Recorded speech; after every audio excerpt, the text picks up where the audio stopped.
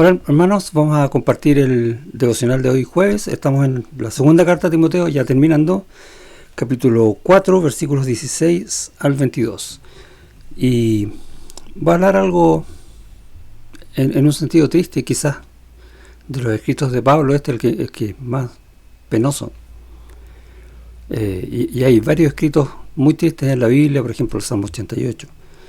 Y que de alguna manera reflejan cosas que pasamos en nuestra vida. Gracias, Señor, porque tú reflejas en tu palabra todo lo que nosotros vivimos y podemos ir en la palabra del Señor a encontrar consuelo o guía.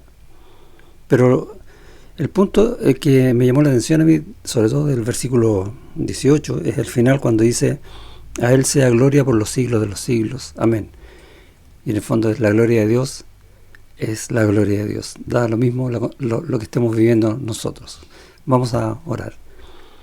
Gracias, Señor, te damos por tu palabra que nos anima, por tu palabra que de alguna manera nos encuentra en la situación en que estemos siempre. Tu palabra es completa, tu palabra es suficiente para nosotros y queremos descansar, aprender, vivir según ella. Ayúdanos, te rogamos en el nombre de Jesús. Amén. Parte Pablo hablando de su primera defensa. O sea, esta es la segunda o quizá no sé cuántas más veces que tiene que comparecer, probablemente hasta ante el emperador mismo de Roma. Y sabemos por la historia que lo que pasa después es que él es sentenciado a muerte. O sea, esto es lo último que escribe antes de morir, pensémoslo de esa manera. Y no sé si alguno quisiera pensar en sus últimos tiempos. Le gustaría que fueran quizás los tiempos más tranquilos, más felices o no tan complicados. Y vemos en esta historia que los tiempos de Pablo fueron muy tristes y lo declara. Dice: ninguno estuvo a mi lado, sino que todos me desampararon. Es duro, pero es la tercera vez en las Escrituras que vemos, o en el Nuevo Testamento, que vemos el perdonar los pecados, como lo dijo Jesús en la cruz, como lo hizo Esteban cuando estaba siendo apedreado. Ahora, a punto de morir, Pablo dice: no les sea tomado en cuenta ese pecado. ¿Y qué es lo que entendemos? Dos cosas. Uno, que hay que aprender a perdonar aún lo más difícil. Y dos, que cuando desamparamos a un hermano estamos pecando. Y uno empieza a ver en el texto varias cosas que, a pesar de que son pocos los versículos, que sí tienen valor en nuestra vida, porque es lo que Dios está tratando de enseñar en nuestra vida y cambiar en nuestra vida.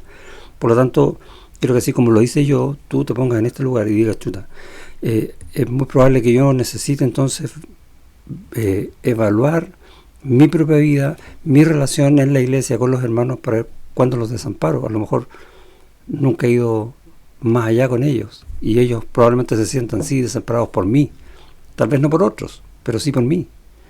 Y como dice el escrito, es pecado. Y hay un tema. Pero, 17, el Señor estuvo a mi lado. Gracias, Señor, porque Él nunca, jamás nos desampara. Y lo dice también muchas veces en las Escrituras. Dios no nos dejará ni nos desamparará. Es más, sabemos que vamos a estar eternamente con Él para siempre. Es más, hoy estamos en Él. Nunca nos deja. Nada nos separa del amor de Cristo. Y ese es el gran contraste que tiene con el versículo anterior. ¿Qué pasa con el amor entre nosotros? ¿Cuántas cosas nos separan de eso? Pero bueno, vuelvo al 17. Y me dio fuerzas, ¿sí? Todo lo que el Señor hace por nosotros, la gracia del Señor, el poder del Señor está con nosotros y eso nos fortalece. La palabra del Señor nos fortalece. Y este es el objetivo, para que por mí fuese cumplida la predicación y que todos los gentiles oyesen. Así fui librado de la boca del león. Y uno dice: ¿qué león? El león como el león de Daniel. Y es interesante pensar en ese texto allá en Daniel capítulo 6, cuando Daniel fue echado al foso de los leones, Dios le preservó la vida. Y muchas veces leemos el texto como diciendo: Dios cuida la vida de su siervo que lo está pasando mal por causas injustas, que sí, tiene un sentido. Pero si uno lee bien, hay una segunda lectura que quizás es mucho más importante, que Dios está haciendo su obra por medio de Daniel, yendo a ese pasaje en el Antiguo Testamento, en un país pagano, para preservar a su pueblo Israel, Y preserva su vida por causa de su obra, no por causa de Daniel, precisamente. Pero también por causa del rey Darío, que es el que lo está viendo. Para que el testimonio del poder de Dios ante lo imposible sea tan fuerte que un pagano como el rey Darío no tenga otra que reconocer que Dios es Dios. Y entonces nos damos cuenta que el Señor nos va a preservar a nosotros de situaciones, no por nosotros, ¿sí? No, ese, por decirlo de alguna manera, no es el objetivo principal. Y muchas veces nosotros pensamos en nosotros: Señor, líbrame de esta situación, porque yo estoy pensando en mí. Pero no estoy pensando en la obra que el Señor va a hacer por medio de mí.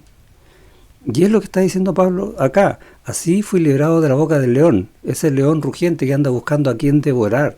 Así fui librado de caer en tentaciones, de que Satanás me llevara a otra cosa que no corresponde. Eso es lo que quiere decir Pablo aquí en el texto. Y nuevamente tenemos que pensar nosotros: cuando me estoy preocupando yo tanto de mí, que el Señor me ayude a mí, que el Señor me sane a mí, que el Señor me ayude con lo que yo he puesto en oración en sus manos, que quiero para mí, y olvidando cuál es la obra del Señor que quiere hacer con otros, usándome a mí, a pesar de mí, o no importa lo que tenga que sufrir yo con tal de que la obra del Señor se haga, que es lo que está viviendo Pablo acá. Y a lo mejor nunca he orado de esa manera, o a lo mejor nunca he entendido mi vida de esa manera. Bueno, ya es tiempo. Pablo lo hizo desde el principio. Pensemos lo siguiente: Pablo es un líder. Él edificó muchas iglesias, ¿sí? Por lo tanto, y envió cartas a la iglesia diciendo cosas a veces fuertes que la iglesia necesitaba saber, que nosotros necesitamos saber.